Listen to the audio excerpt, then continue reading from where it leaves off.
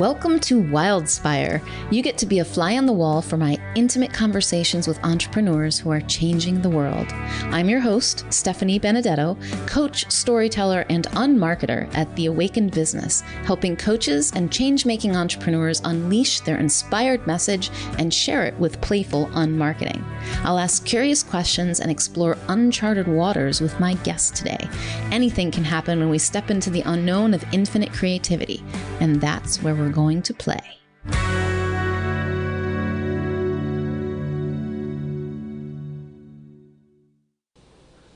My guest today is the magical DanaGita Stratil.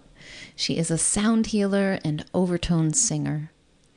And we talk about expressing yourself through your voice, the vibration of life, and she even gives us a special sound meditation treat at the end of our conversation.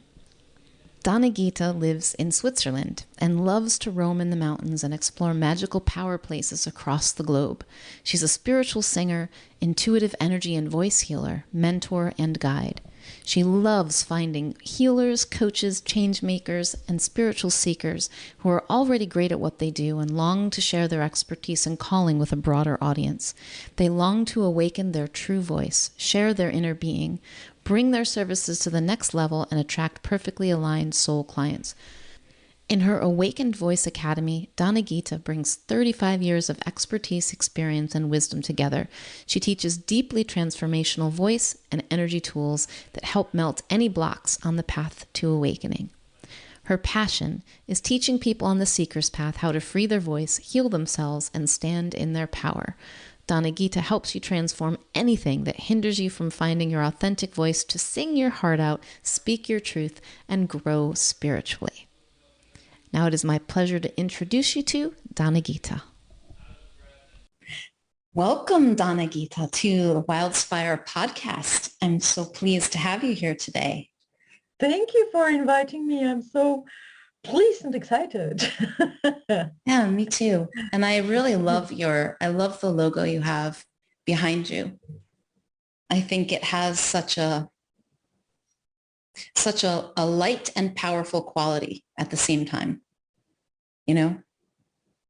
It's a spiral that's full of light and full of even power in it, right? Yeah, absolutely. Yeah. Yeah. Cool.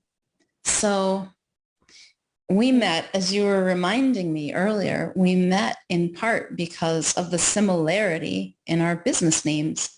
We both have this word awakened. Yes. You have the awakened voice and I have the awakened business. And it was sort of like a connection that we needed to explore. Yeah. So I'm really curious, like, what does the awakened voice mean to you? Awakened voice is a voice that is absolutely connected. Did you see that I had a moment of stillness before I started speaking? Mm-hmm. So it's this kind of reconnection to source before an awakened voice is expressed. So it's similar to, when you would say probably awakened business or awakened anything. We are alert, we are aware, we are conscious. And the awakened voice is a voice that is connected to that what is innermost and actually silent.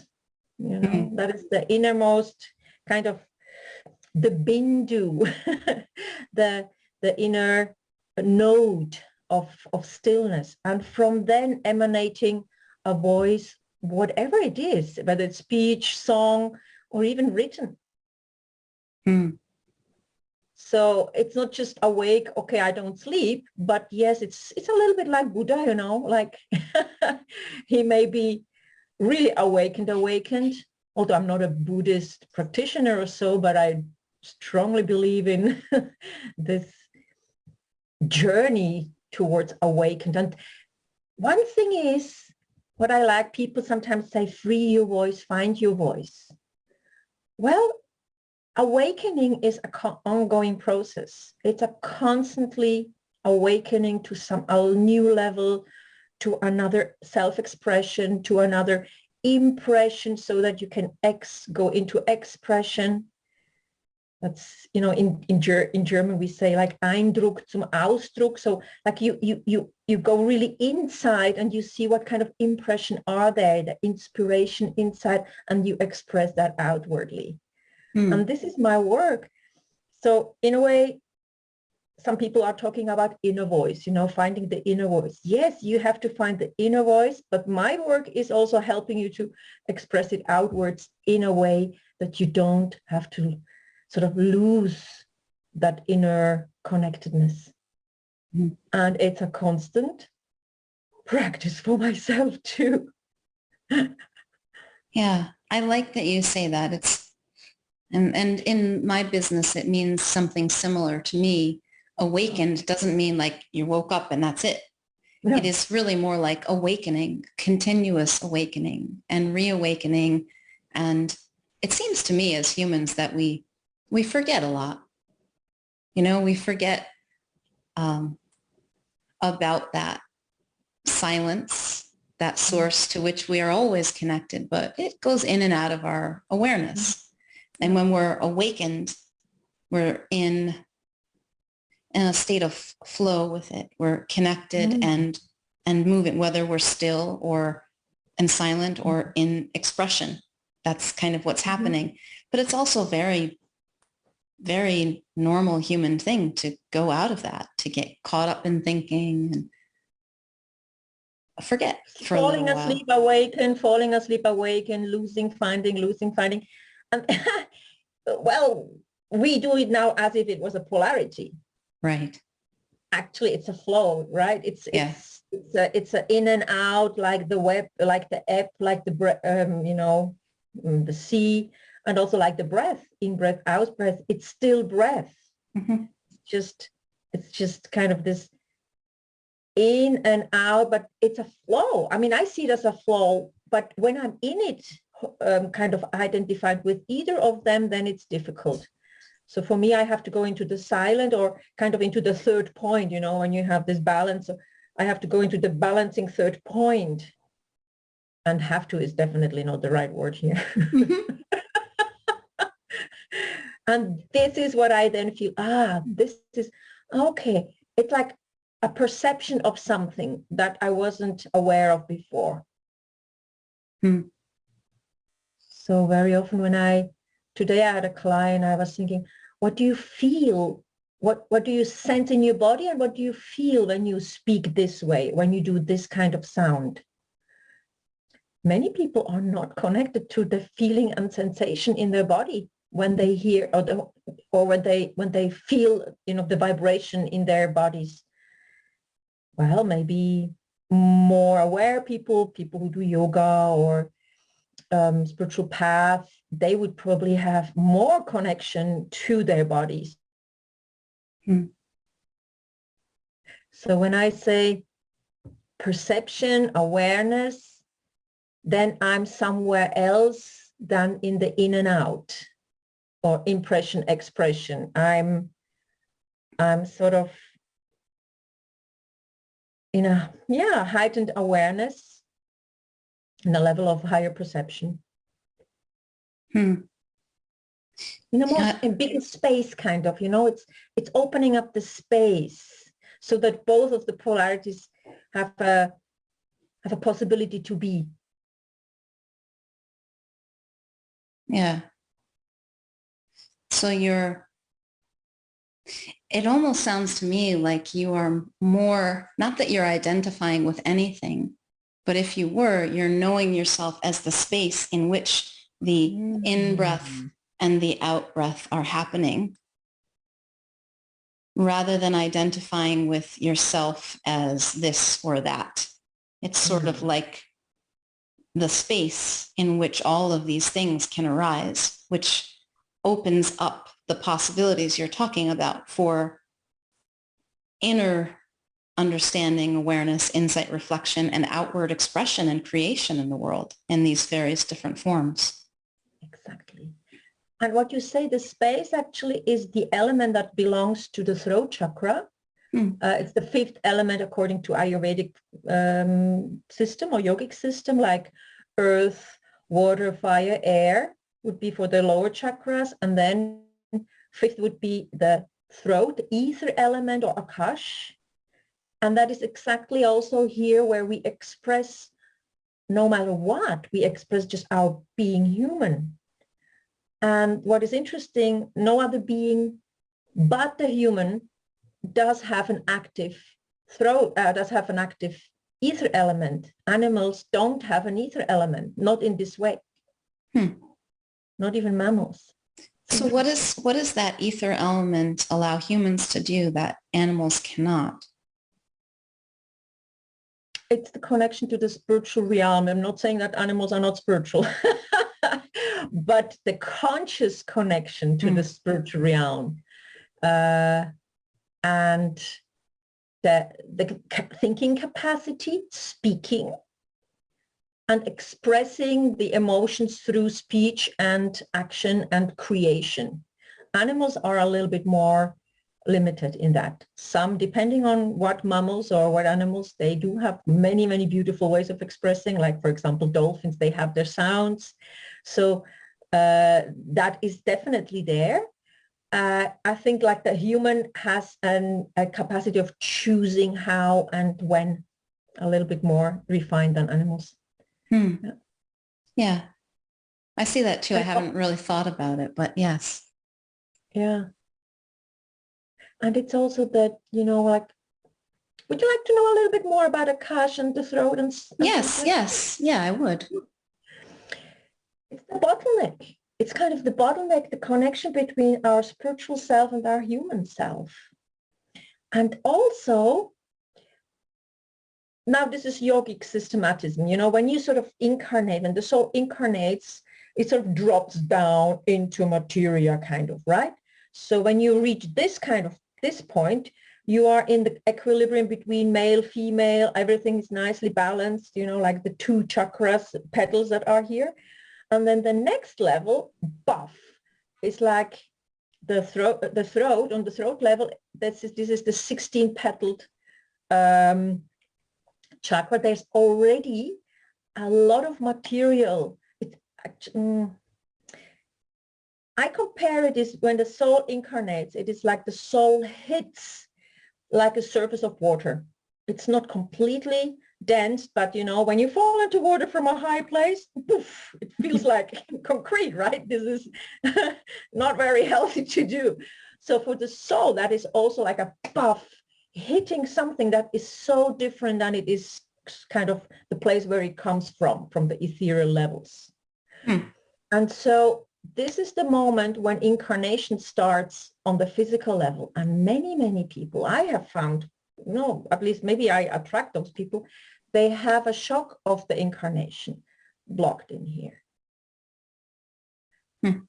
Like this incarnating kind of incarnation pain of having to be confined into a small body, this kind of level I'm talking about.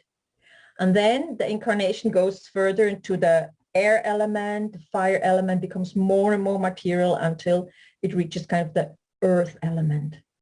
And one other interesting thing is belonging to ether and to the throat chakra is the sensation of hearing. An embryo can hear with 4.5 months already. And all of the other senses come later. The last one that is coming is the smell, or the ability to discern smells, except maybe mother milk. That's probably what is there from the beginning. But every other smell comes much later. That comes only after the birth, a few months into the baby's life. And the dying process, actually, if it goes smoothly, without accident or so, is also going backwards. So at the end, the person may be already gone, but they still hear. And this is known. Watch out what you talk at the deathbed of your mother, kind of, she or he can still hear everything and even conceive it. They may not be able to speak, but the hearing is still there. That's why also music and song is so good for people who are, either coming into the life or leaving this life. Hmm. being birthed in another kind of life. Wow. I have a question for you, DanaGita, that is Yeah. occurring to me because I remember talking about this before and I don't really know a lot about it, but something I'd love to hear you talk about is, so we have this idea of sound strictly as something that we hear, but, right? Yeah, I see on your face already, like there's something about vibration, which is a part of sound, but also like sound is one form of vibration maybe. And then there's light, which also has a vibration, right? So what do you see about the relationship between these and what it, like what can we do with it or what does it do for us? If that makes sense. Kind of a funny question, but take it any way you want. No, it's absolutely not funny. That's a very high philosophical question, but it's also very material. Yeah. You know a piano, right? Octaves. You have 8 tones, octaves. Now imagine you put the piano like this, and you have a very, very, very long piano with lots of octaves. And every octave is a double of the vibration from the lower octave, like, in hertz, for example, of how many times the wave goes up and down. We don't want to go into physics, right? But now you can imagine that light is up there, sound is somewhere here, and material is completely down, down, down here in the lowest. And in between, there are magnetic waves, electromagnetic waves. There are many different waves, also the waves that we have, radio waves. And you could actually put them on that scale. You have to do a lot of mathematics, and we don't need to go into that. But this is kind of the physical aspect of it. And so what they said, I think Einstein said it, material is nothing but frozen sound or something like that, frozen vibration. Oh, I need to check that out. What my teacher once told me, he said that sound is crystallized light and materia is crystallized sound. And now you touch something that is very dear to me because when I sing, I have a capacity of reaching beyond that what is normally the audible sound. I reach those levels that are in the light level, and exactly there where light and sound level meets, there is a huge potential for healing. In the same way, like there is a huge potential in the healing where sound meets the physical body. And sound, I now also mean other vibrational frequencies, not only the audible sound. That's why we can heal with energy. So in my healing work, I sort of reach up there. It happens. I just can watch that it happens. And that has a very, very subtle, beautifully subtle effect on physical and healing and emotional healing. I'm not saying healing of, it's like, for example, Joe Dispenza with meditation where they go really inside, inside, inside, inside, inside. So that's the silent meditation. For me, this kind of meditation isn't silent because I hear sounds. I hear sounds that are beyond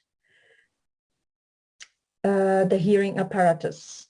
They're much higher, but I have a perception of much higher sounds. And then there comes a moment, and this is a graceful moment, which is something that is a co-creation between me, you, our guides, spirit, grace. Woof, when that connects, a stream of healing flows in, a stream of not even energy, that's probably beyond energy, that what flows in. It's like, sound is a carrier of consciousness. Light is a carrier of consciousness. our body is a carrier of consciousness because everything is vibration, but vibration itself is just a carrier of something else that comes in. I mean, this is now just coming. This is how I perceive it. And putting words to it, it's it's okay, because I think like what I'm getting out of what you're saying, what it's how it's sitting with me. We can talk about these same things. We're putting words to things that are really hard to talk about, impossible really, because once you have words to them, you're no longer talking about the thing. You have a label for it, but still very useful because the words sit on top of that energy, the carrier in the sound, right? Like, so I feel it when you say it. Or that, yeah. So the idea is kind of flowing through that emotion and that word and that vibration of the word. So it's the logos, that what the old Greek would say, the logos. Yeah. And I use the word feeling in a way that, in one of the communities I hang out in, we talk about the feeling with a capital F. And it's not an emotion. It's a quality of that space. It's a quality of that silence from which everything emerges. It has a certain feeling, which we might call peace or love, contentment, something like, it's like that. It's none of those, but it's like that, right? And so sort of like what I've become aware of, and probably you would perceive this as a sound or on the frequency of vibration, is that when we connect with that, which we're always connected, but when we spend our time there experiencing that feeling or that vibration, however it appears to us, right? It does something. It's magical. It is healing, right? Like everything comes back into line in the present, and it happens in the present moment always, which is where everything happens. But in it, there's so much that we can use words, but the words are, that's not what's doing it. It's this space. It's this space of awareness or consciousness that you're talking about. It's knowing ourselves as that, with that feeling or that vibration. Sort of, that's insights can come in. We see something new about the world that helps us to correct a misunderstanding. I think even the body can change as a result of that, right? Yeah. Yes. Instantaneously, almost. Yeah. Yeah, definitely the energy system can change. I mean, we have proof of that with many healings of many masters in all cultures. Shamans and yogis and Christ and in every culture this is known. And I also believe that what shamans do is they create this kind of space, and a healer actually doesn't do anything but creating a space where healing can happen. So in a way, when I open up a space, I create a vessel so that the sound can manifest, or the light vibration can manifest. You probably know people who sort of shine a light just by their smile, or even not smile, just you feel that there's some emanation from them. Yes, because they have become a vessel for that to be able to manifest. Yeah. So that space, or that spaciousness, I've studied a lot of old scriptures in Indian scriptures. So for example, it would be called spanda. It's not an empty space. It's absolutely full of. But you can't have a word behind that of because then you would limit it. So it's like it's spanda actually means divine vibration, or it's one of the possible translations. which is, again, just bringing it down to mind level. So it's beyond mind. And I also challenge people sometimes to think beyond frequency, beyond vibration. Because I believe vibration is, again, still a material form, even if it's very, very fine. So what is beyond this cosmos? What is beyond this universe? Yeah. So when when someone comes to you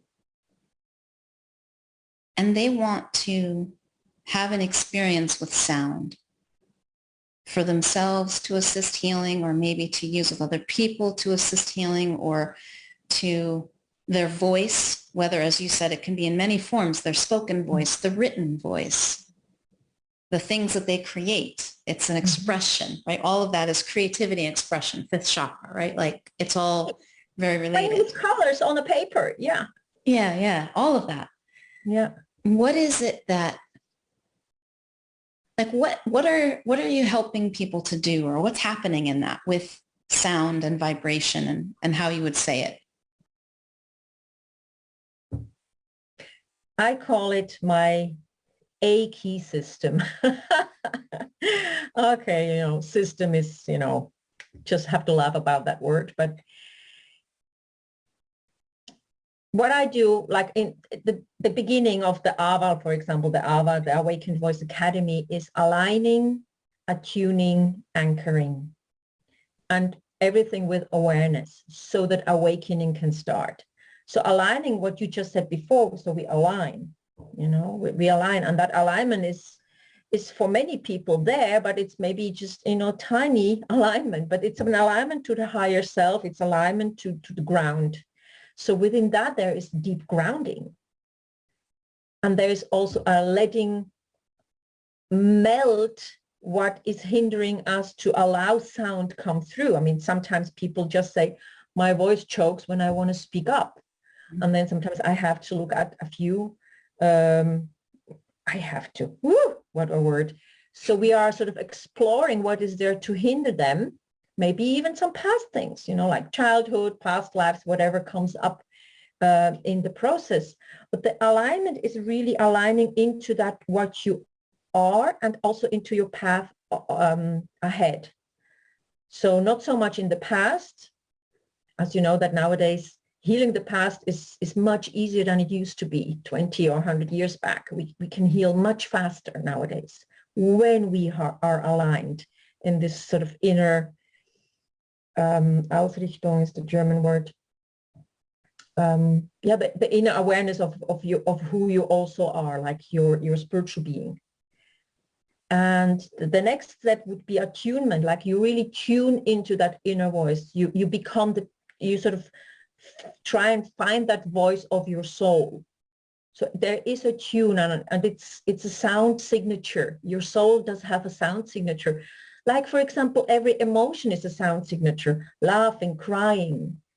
This is a sound signature of a feeling. So also your soul, and I like to call it soul sound signature or soul song. That what you sort of are within you as a soul incarnated in this life, in this body here. And then the next step, and that is the most important one for me, I mean, it has been for me, and that's why probably I'm also apt at teaching it, is the incarnating it into the physical body. It's the anchoring, it's the embodiment, some people would call it. So embody that what you are up there from up to down. So like through the chakras, but also through the everyday work. And in that, for example, is breathing exercises, singing exercises, opening up your chest. I'm very good at anatomy. I have 35 years of experience, and I've written a book about it. So, there's a lot of knowledge about how this instrument works and how the voice works. So, but that has come, interesting enough, that has come very much into the background. I teach much more the more spiritual and soulful aspects, and that other just happens on its own. People just suddenly, puff, know how to open their mouth. People sometimes come and they just don't know how to open their mouth, and then we work a little bit and suddenly, max, bah, and the sound comes out. So it's like I'm going from I'm going deeper, higher, you know, however I want to say it, and then it manifests, or it everything that you don't need on that path drops away. Mm. This is how I see it. And if we go further, then there is the allowing, the attracting, the acceleration of, you know, also vibrations. I have studied Indian music therapy where we can transform immediately, like emotions with sound in a higher vibration. And this has been a very, very valuable path for me. But it's so complex. In a way, it would take us for years to do it that way. Similarly to yoga, you know, if you really want to transform everything the yoga way, it takes years and lifetimes. And I find that nowadays, just really aligning and attuning, whoosh, something happens so that the process is much easier than before.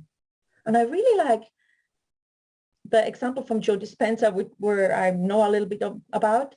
It's just really going into that deep inner space, and poof. I mean, it's not poof, you know, it's also inner work. You have to stay at it, but it's a way of working with consciousness, awareness, and inner sound so that the outer sound can become beautiful. Hmm. Yeah. The sense I'm having, and this is not what you're saying, but it's just how it Yes. translates a bit in me and through my experience. I've become more and more and more, I've fallen more in love with this space. And I love the word that you use for it, the divine vibration, which is, you can translate the space of, but you don't like that, because it's the space that I think of it as nothing, everything, all. It's that full and expansive, right? That when I spend time in that space, it not only does it feel awfully nice, it changes things. Does it also change time? Yes. Like time doesn't exist there. Yes, exactly. So like time is a concept of the mind. So only when I'm hanging out in my mind is there time at all. And it's like, yeah, it evaporates. Yeah. And so I've become I've started to put more and more, and focus is not the right word, but like there's more and more of an invitation to that. I'm inviting it more because, you know, it's like that's where it happens. Whatever it is, whatever transformation we're looking for, whatever healing we're looking for happens there. And there are many paths we can take to get there, to the place where we always are, right? But that when we just hang out there, whatever needs to happen begins to happen on its own. And if there's something for me to say or do, it occurs to me. And same with whoever I'm with. And so that's kind of what I'm hearing about, yes, the alignment, and that all of a sudden their voice knows, they know what to do with their body. They're not thinking anymore. It just opens it up, or they try. Like they try something new occurs to them that they've never tried using their voice that way. I remember talking to a friend of mine who was taking voice lessons. Yeah. And the person who's instructing him, I'm not going to remember what it is, maybe you'll know, said, open this, like there's something to open it. And he's like, I have a valve there. I have a thing there. Like he had no awareness that there was something to open where she was pointing him to. And yet at some point he was able to do it without even seeing or knowing what it was, or even that it existed before in the first place. That when you align, like everything comes back online. All the systems are firing because the system itself is perfect and knows what to do already. It has in it that intelligence, right? So when we come out of the thinking mind, which is a great gift that humans have to create in the world, but also we many times use it to hurt ourselves unknowingly by overthinking and worrying and creating scary futures and regret for the past and all of these things. When we're not in that, everything aligns and is perfect as it's always been. and we're a little different. Like Yeah. we feel it. It does something for us. Isn't that the reason why we long to get together, like you and I here, or you with your tribe, I with my tribe, and they with us? Because they feel that we sort of come together, and when we are together, it's easier to create this. Hmm. There is I something remember about it special, very special.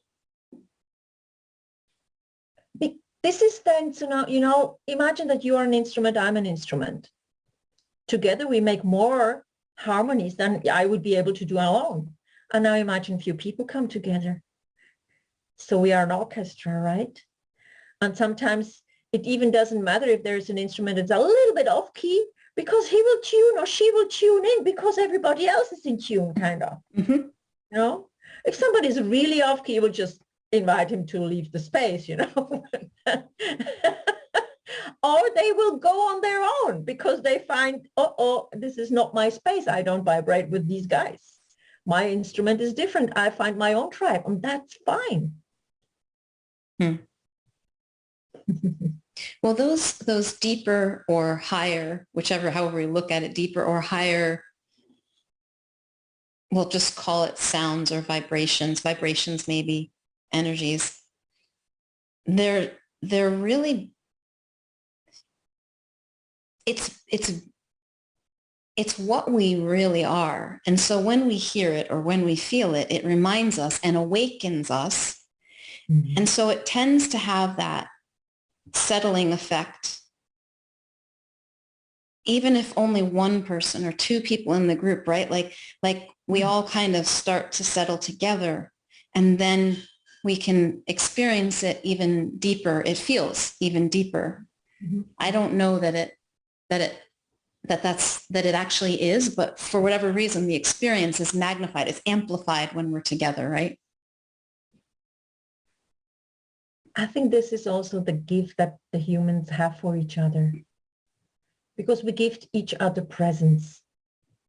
Presence, being in the present moment, is a gift, a present. I give you a present by being with you here, and you do the same. And that's why we then can create something. I mean, it creates itself, as you see. And sometimes we even create it. I can tell you, for example, this week I was working on a video, on a webinar. And it has been such a struggle, such a struggle. I wanted to do it the right way, like how you should do it. And then I was still always a little bit concerned. Well, is this still aligned with me? Does this still feel good for me to do it this way? And I had to sort of go through it. And in the process, I realized I have to constantly realign and attune to what my inner voice says, go into that tune of who I am. And then tune into that, what I've been told I should be doing, because I have coaches or teachers, and yes, I want to listen what they say to see what of their melody fits to my instrument, kind of. What of their melody can I play with my instrument? That's a good one. So kind of they give me a score and I'm not quite sure whether I can play it.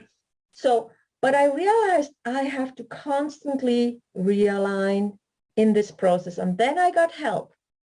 I had somebody who came and we were just working through it together, and suddenly it was flowing because I was out of my kind of stuckness. Immediately a space opened up. So I'm prone to that process all the time, every day.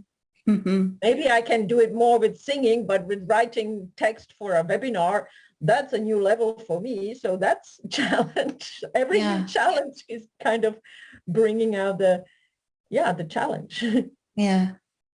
And that's really interesting, DanaGita, because, and for me too, right? It looks like in these areas, I can do that, aligning and attuning and just being in flow and expressing. Mm-hmm. And in these areas, it seems hard. Yeah. And for a lot of people in who I work with, because I'm working with entrepreneurs in business marketing and the promoting and the selling and the like putting themselves out there, like all these words come with not so fun feelings for a lot of people, right? And yet when they're with their clients or they're doing what they love or they're walking in the woods or they're playing with their children, they do it perfectly. And it's no different. We just think it is. It's no different here than it is over here. It's portable. We can take it. We take it with us wherever we go. Same equipment, same thing to align to, same song. Same instrument. Yeah, same instrument. Yeah. I think even that through this process that I went through, I have acquired even more tones on my instrument. You know, I can play more tones now. So every process where I struggle with something also leaves another vibration back within me. If it would not be, then I probably would say, no, this is not for me. I need to leave that room. So I hope. Sometimes probably we also have to say, no, this is not my path. I'm not going that way. But sometimes it's interesting to sort of struggle through something and finding that, oh, actually, maybe I don't take it 100%, you know, but I find my compromise that is better than what I would have done on my own. Yeah, yeah.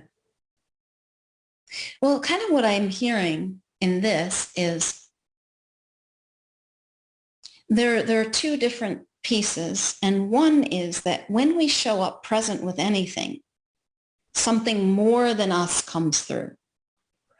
More than what I know, more than Stephanie's experience or skills can come through. And then there is this other piece of mastery, the learning curve. Like you have a mastery with voice that I do not. And yet for both of us, when I show up present, something can move through my voice that is beautiful and bigger than me. But you have an instrument that you have learned to master and play in a certain way. And so they're both at play. If we think that we're supposed to play like a master when we're just learning, you know, we still have the genius, the inspiration, the flow moving through us, but it's going to be different than it is for a master. Yeah. Right? Does that make sense? Like, and I think sometimes we get confused. Yeah. I like when you say, even if I'm not a master, if I'm present in that struggle, I call it struggle. It is a struggle sometimes, but being present in the struggle opens the space. Yeah. And then you sort of flow through the struggle. Struggle is like sort of swimming against a current. Yeah, sometimes we have to swim against the current to find a new current that is sort of that we swim along with. That's a good one. I like that.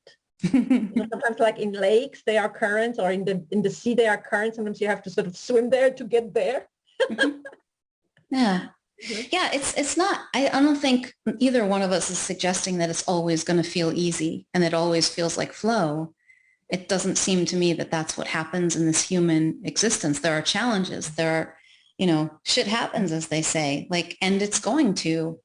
But the way, like, there's always that presence available. There's always that space available because it's what we are. It's what we're always resting in. So the more I do that, the less it feels like struggle, even when there is work involved, even when there are challenges. It's like I can relax into that a little bit more. And it still might feel hard. Like I think I was talking to a friend who was experiencing a lot of pain and grief. And he said, I am okay in it, but it's painful. It's still painful. It still hurts. Like it actually hurts. Yeah. And it is. And it just is. It is. You are present with that. Not trying to think yourself out of it, or yeah. In such moments, I teach people, I do it myself, but mind me, I forgot doing my own exercises this week. Really. I remembered them, but it was already much later. But what I suggest to people in such places is to make a song out of it. And song doesn't mean a nice song. Just give it a voice. And sometimes giving a voice is crying or laughing or, anything that expresses that, because then immediately it becomes softer, the space opens up, and then you can be in it, with it, being avec, the French would say, like probably your acquaintance said, I'm in it, it still hurts. And making a song out of it sort of slowly releases it, because the voice is really activating this space also throughout the body. Space is not only here. You have Akash element, you have this ether element everywhere, like you have water everywhere. It's not concentrated to the chakras. It's everywhere, and it can open up what I call the frozen emotions. So that there comes the flow again. So this is how I use sound. Sometimes I do it for people if they're not able at that moment, and very often I invite them to do that with me. So is this a good time for us to have an experience of it? If you're willing, does that feel good, of a little sound? We should do that. And we will also invite all the listeners. I think that would be good, huh? Yes, please. All right. Okay, so let us feet on the ground, the usual grounding. And just imagine that we are aligned between heaven and earth, because we are being between heaven and earth.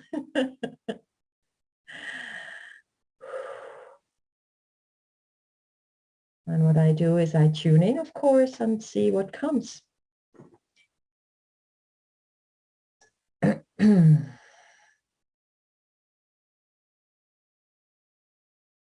What comes right now is the idea of just allow the jaw to drop when you breathe out. Just drop your jaw. Just sort of see whether the jaw has its own weight and can move a little downwards towards the earth. And can you feel that your tongue can also kind of be really lazy in your mouth? And see if you can feel that your face can be really lazy. Kind of drop your cheeks. And now we do something funny. I invite you to drop your earlobes. And it's easiest to do that with every out breath.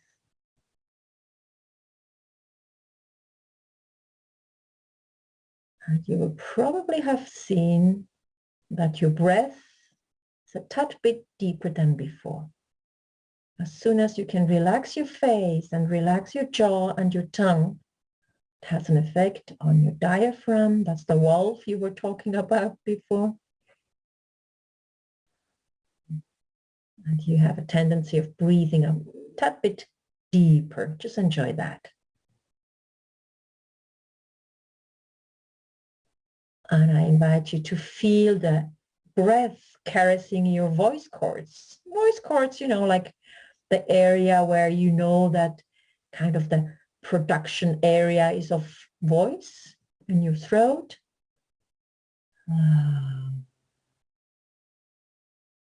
Allow a sound come through, whatever comes.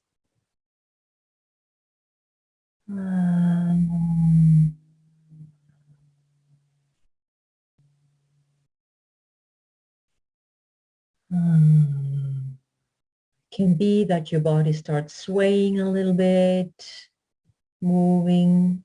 If you're sitting, you will feel also your sitting bones maybe. And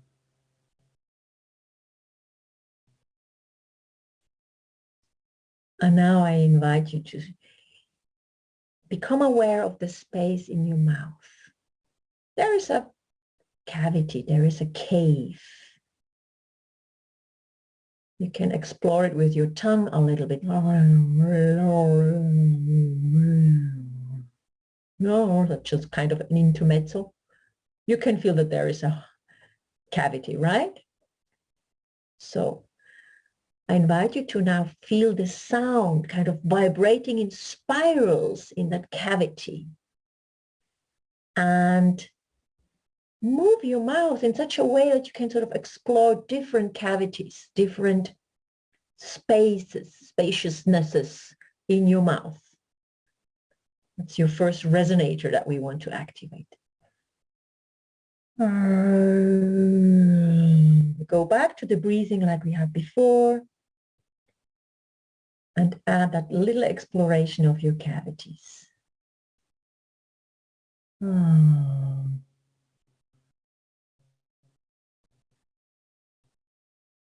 may want to take your lips a little bit, move your lips, move your jaw.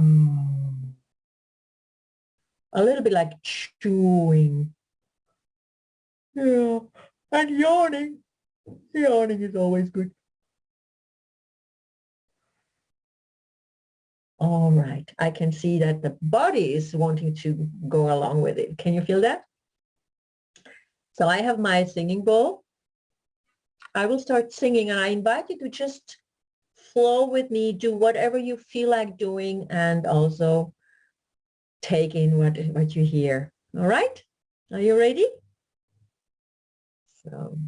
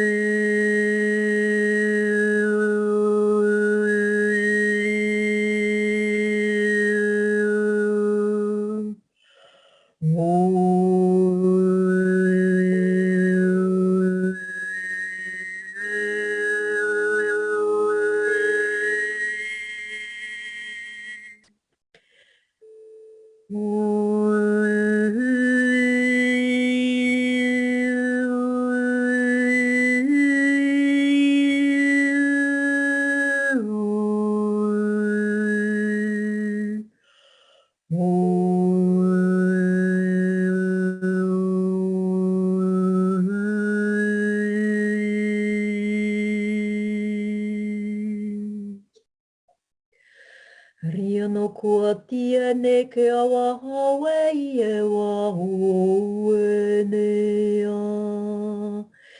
Ia ka kaua he.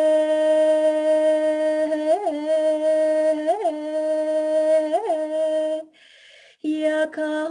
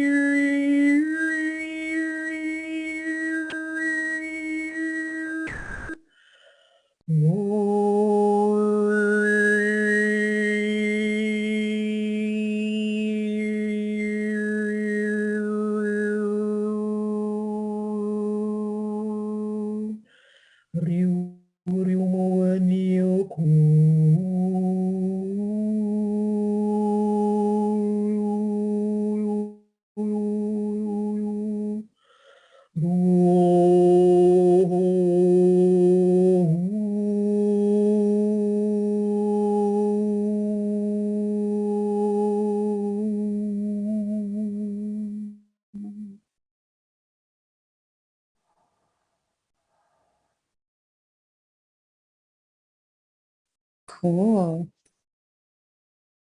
Thank For the you. journey. You're welcome. It's very presencing just to listen to and to be with and to sound or to move or just to be. So in the beginning, you were sort of opening up with your own sound, and then you were just enjoying it, right? Did I see that correctly? Yeah. Yeah. At a certain point, it just felt like, oh, just feel it. Mm-hmm. Yeah. That was nice. And your own singing in the beginning will have opened you for listening in a different way. I believe most of humankind needs to learn to listen again in a new way. Yeah. And the first one we listen to is ourselves. You know, like I think it's always, you can't listen to someone else unless this is what I've been discovering. I can't listen to someone else unless I am also listening to me, which means my body, my emotions, just being aware of them. It doesn't mean I have to focus on them, but just allowing them all to be there. That's listening is more like allowing. And I have to do that for myself first or as well. I can't separate it out or I tried that. I had one experience of that where I was trying to listen to someone and having a really hard time because my body was going, no, no, no, no, no. And I wasn't listening to my body. So how could I listen to this person? And only when I gave voice to that, like, hey, stop, could I then listen to this other person. Because then I was listening to, I was allowing, I was being with everything. So it's a great space. Yeah, yeah. You gave yourself the space to voice that. Isn't that interesting? Yeah. Yeah. Took me a while to get there, let me tell you. I had so much of a misunderstanding about what it means to listen. I thought that it meant listening to you and not me. Isn't that interesting? Wow. Beautiful said. Yeah. Oh, it was such a beautiful teaching, that experience. I learned so much from it. It was a short period of time and I feel like I learned. Beautiful. Yeah. Thank you so much, DanaGita. So if people would like to connect with you, where is the best place for them to go to find you? Find out more about the Awakened Voice and what you're doing. That would be my website, danagita.com. And yeah, I do have monthly events there, like healing circles. And what I love doing is traveling. I mean, traveling these days has been a bit of a challenge. It's opening up slowly. And what I do is I do virtual travels. And I have a capacity, a skill, you can say, to connect to the energy of places. Wherever I have been, I can channel the energy from there through my voice and through pictures into people's living rooms. So I do that every second month. So welcome to explore my site. Beautiful. Thank you, DanaGita. And is there anything else, if you would like to give a gift to people, to someone who is listening, just a little something, what message would you love to gift them with?